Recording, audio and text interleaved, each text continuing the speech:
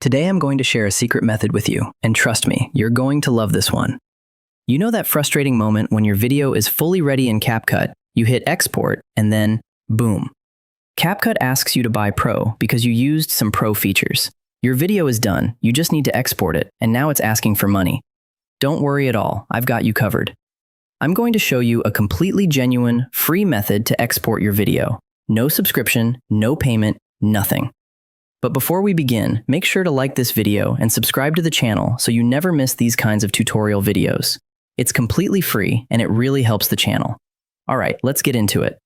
First, select all the layers in your timeline by pressing Ctrl A on your keyboard. Now right-click and select Create Compound Clip.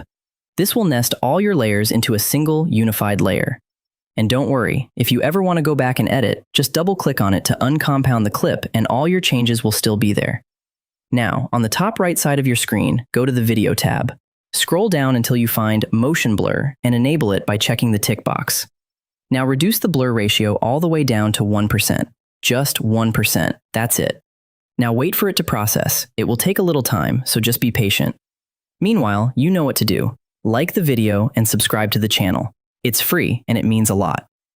Once the processing is complete, go to your Windows search bar at the bottom of your screen and type CapCut. On the right side of the search results, click on Open File Location.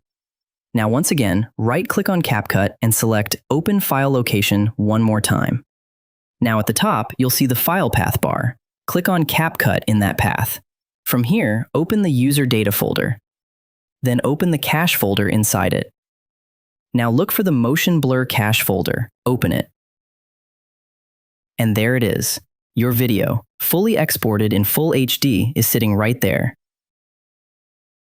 Just copy and paste it to any folder you want.